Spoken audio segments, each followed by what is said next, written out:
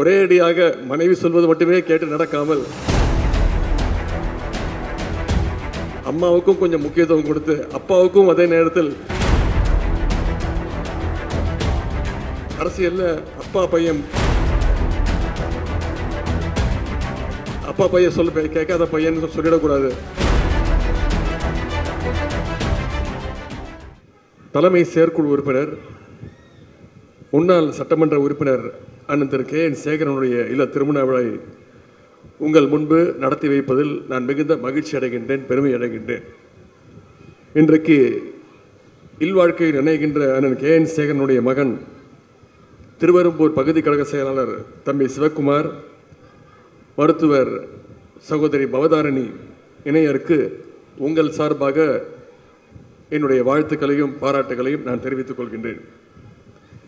இந்த திருமண விழாவிற்கு வருகின்ற வழி என்றும் சிறப்பான ஒரு வரவேற்பை அளித்த இந்த திருமண விழாவில் கலந்து கொள்கின்ற அந்த வாய்ப்பை எனக்கு வழங்கிய உங்களுடைய மாவட்ட கழக செயலாளர் மாண்புமிகு அமைச்சர் அன்பில் மகேஷ் பொய்யாமை அவர்களுக்கு இந்த நேரத்தினுடைய நன்றியை நான் தெரிவித்துக் கொள்கின்றேன். இந்த திருச்சி மாவட்டத்திற்கு எப்பொழுது வந்தாலுமே ஒரு தனி உற்சாகம் பிறக்கும். ஏனென்றால் தீரர் கூட்டமாம் திருச்சி தான் நம்முடைய திராவிட முன்னேற்ற கழகத்திற்கு பல திருப்பு முனைகள் கண்ட மாவட்டம். கழகத்துடைய பல தேர்தல் வெற்றிகளுக்கு அடித்தளமிட்ட பல மாநாடுகள், பொதுக்கூட்டங்கள் இந்த திருச்சி மாவட்டத்தில் தான் நடைபெற்றிருக்கின்றன. திருச்சி எந்த அளவுக்கு கழகத்திற்கு முக்கியமான மாவட்டம் என்றால், கழகத்துடைய இப்போதைய முதன்மை செயலாளரை தந்தது அண்ணன் நேரு தந்தது இந்த திருச்சி மாவட்டம். கழகத்துடைய துணை பொதுச் செயலாளர் ஒருவரான அண்ணன் சிவா அவர்களை தந்ததும் இந்த திருச்சி மாவட்டம். ஏன் இன்னும் பெருமையாக சொல்ல வேண்டும் என்றால், இன்றைக்கு தமிழ்நாட்டுடைய ஒரு சிறந்த பள்ளி கல்வித்துறை அமைச்சரை தந்ததும் உங்களுடைய இந்த திருச்சி மாவட்டம் தான். அப்படிப்பட்ட திருச்சியில்தான் கழகம் வளர்த்த முன்னோடிகளில் ஒருவர் தான் அண்ணன் திரு சேகரன் அவர்கள். அண்ணன் சேகரன் அவர்களை பொறுத்த வரைக்கும் அவர் கழகத்துடைய மிக தூய்மையான ஒரு உடன்பிறப்பு என்று சொன்னால் அது மிகையாகாது. தலைமை என்ன சொல்கின்றதோ, தலைவர் என்ன நினைக்கிறாரோ, என்ன கட்டளை இடுகிறாரோ அதை களத்தில் செயல்படுத்தி காட்டுகின்ற செயல் வீரர் தான் அண்ணன் சேகரன் அவர்கள்.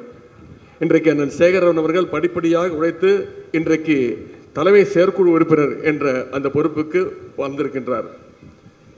குறிப்பாக கழகம் இக்கட்டான நேரங்களை சந்திக்கும் போதெல்லாம் இந்த திருவெரும்பூர் பகுதியிலே கழகத்தை கட்டி காத்தவர் தான் அண்ணன் சேகரன் அவர்கள்.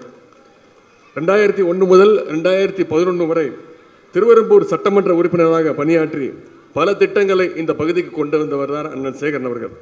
குறிப்பிட்டு சொல்ல வேண்டும் என்றால், திருச்சி அண்ணா நகரில் அரசால் வழங்கப்பட்ட 5000 குடும்பங்கள், இடங்கள் வழங்கப்பட்ட 5000 குடும்பங்கள் சேல்டீடு இல்லாமல் பல வருடங்கள் தவித்து வந்தனர்.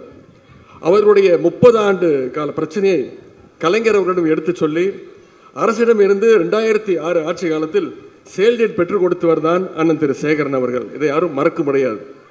காவிரி கூட்டு குடிநீர் திட்டத்தை திருவெரும்பூரில் உள்ள அத்தனை கிராமத்திற்கும் கொண்டு சேர்த்த பெருமைக்குரியவர் அண்ணன் திரு சேகரன் அவர்கள். திருவெரும்பூர் பகுதியில் இன்றைக்கு டைடல் பார்க் அமைஞ்சிருக்குன்னா அதற்கும் காரணம் அண்ணன் திரு கே.என். சேகரன் அவர்கள் தான். 2016 ஆண்டு நண்பர் அன்பில் மகேஷ் அவர்கள் முதலாக சட்டமன்ற தேர்தலில் போட்டியிட்டு முடிவெடுக்கும் பொழுது, இந்த திருவெரும்பூர் தொகுதியில் போட்டியிட முடிவெடுத்த பொழுது நம்முடைய தலைவர் அவர்கள் அண்ணன் சேகரன் அவர்களை தான் முதல்ல அழைத்தார். மகேஷை நான் உன்னிடத்தில் ஒப்படைக்கின்றேன், அவரை எப்படியாவது வெற்றி பெற வைக்க வேண்டும் என்று அண்ணன் சேகரன் அவரிடத்தில் நம்முடைய தலைவர் அவர்கள் கட்டளையிட்டார். தலைவர் சொன்னபடி மகேஷ் அவர்கள் 2 முறை வெற்றி பெற்று இன்றைக்கு அமைச்சராக இருக்கிறார் என்றால் அதற்கு முழு காரணம் அண்ணன் திரு சேகரனுடைய ஒத்துழைப்பும் அவருடைய உழைப்பும் தான். அண்ணன் சேகரனுடைய வழியில் இன்றைக்கு இங்கே மரவனாக இருக்கக்கூடிய தம்பி சிவக்குமாரும் கழக பணி, மக்கள் பணி என இரண்டையும் சிறப்பாக மேற்கொண்டு வருகின்றார்.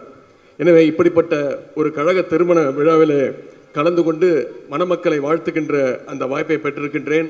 அதற்கு இந்த நேரத்தினுடைய நன்றியை நான் தெரிவித்துக் கொள்கின்றேன்.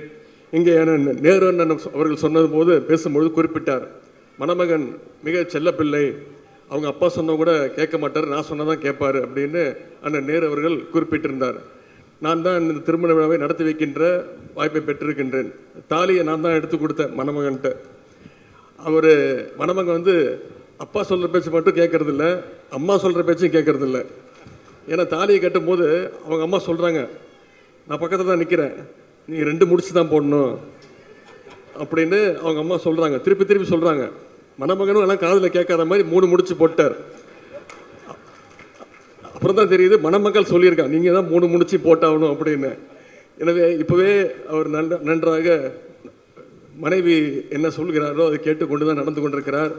இருந்தாலும் ஒரே அடியாக மனைவி சொல்வது மட்டுமே கேட்டு நடக்காமல் அம்மாவுக்கும் கொஞ்சம் முக்கியத்துவம் கொடுத்து, அப்பாவுக்கும் அதே நேரத்தில் முக்கியத்துவம் கொடுத்து, ஏன்னா இப்போ அரசியலில் அப்பா பையன் உறவு மிக மிக முக்கியம். அப்பா பையன் சொல்ல கேட்காத பையன் சொல்லிடக்கூடாது. அந்த பிரச்சனை எனக்கும் இருக்குது, மணமகனுக்கும் இருக்குது. எனவே இங்கே நிறைய மகளிர் வந்திருக்கிறீங்க.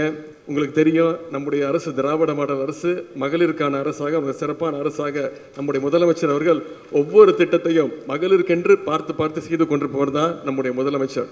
நம்முடைய முதலமைச்சர் அவர்கள் பொறுப்பேற்று போட்ட முதல் கையெழுத்து மகளிருக்கான கையெழுத்து. அதுதான் விடியல் பயணம் திட்டம். கிட்டத்தட்ட இந்த 4 வருடங்களில் மட்டும் தமிழ்நாடு முழுக்க 730 கோடி பயணங்களை மகளிர் மேற்கொண்டிருக்கிறாங்க. இது மட்டும் இல்லை, பல்வேறு திட்டங்கள். பெண்கள் படிக்கணும், உயர்கல்வி படிக்கணும்னு அறிமுகப்படுத்தப்பட்டது தான் புதுமை பெண் திட்டம். வருடந்தோறும் கிட்டத்தட்ட 8 லட்சம் மாணவர்கள் இதில் பயன்பெறாங்க. பள்ளி கல்வி முடித்து உயர்கல்வி போய் படிச்சிங்கன்னா உங்களுக்கு மாதந்தோறும் எந்த கல்லூரியில் போய் சேர்ந்தாலும் மாதந்தோறும் 1000 ரூபாய் கல்வி ஊக்கத்தொகை வழங்குகின்றார் நம்முடைய முதல்வர் அவர்கள். அதே போல தான் முதலமைச்சருடைய காலை உணவு திட்டம். பசங்க பள்ளிக்கூடத்துக்கு வரணும், படிக்கணும் அப்படிங்க உருவாக்கப்பட்டது தான் முதலமைச்சர் காலை உணவு திட்டம். இதற்கெல்லாம் மகுடம் சூட்டியது போல நம்முடைய தலைவர் அவர்கள் இப்போ கொடுத்துட்டு இருக்கார். அதுதான் கலைஞர் மகளிர் உரிமை தொகை திட்டம். 22 மாதம் கொடுத்துருக்கிறார். மாதந்தோறும் 1000 ரூபாய் 1,15,00,000 மகளிருக்கு கொடுக்கப்பட்டிருக்கு.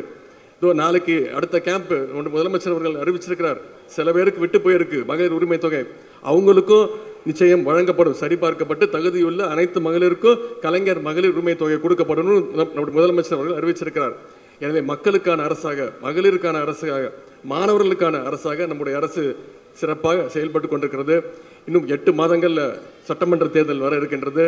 இங்கே அனைவரும் குறிப்பிட்டது போல ஓரணியில் தமிழ்நாடாக நாம் திரண்டு நம்முடைய முதலமைச்சர் அவர்களை 2வது முறையாக மீண்டும் முதலமைச்சராக அமர வைக்க வேண்டும் என்றால் இங்கே வந்திருக்கக்கூடிய திருமண விழாவுக்கு வந்திருக்கக்கூடிய நீங்கள் அத்தனை பேரும் அடுத்த 8 மாதங்களுக்கு நம்முடைய பிரச்சாரத்தை, அரசினுடைய சாதனைகளை மக்கள்கிட்ட எடுத்துக்கொண்டு போய் நீங்கள் சேர்க்க வேண்டும் என்று கேட்டுக்கொண்டு, மணமக்கள் மீண்டும் மீண்டும் பல்லாண்டு வாழ்க, நல்ல நண்பர்களாக வாழ்ந்து சுயமரியாதையோடு எதற்கு விட்டு கொடுக்கணுமோ அதற்கு மட்டும் விட்டு கொடுத்து விட்டு, எதற்கு பிடிவாதமாக இருக்க வேண்டுமோ அதற்கெல்லாம் பிடிவாதமாக இருந்து மணமக்கள் இருவரும் வாழ்க வாழ்க என்று கூறிக்கொண்டு, நம்முடைய தலைவர் அவர்கள் எப்பொழுதுமே எந்த திருமண விழாவை நடத்தி வைத்தாலும் ஒரே ஒரு வேண்டுகோள் வைப்பார்.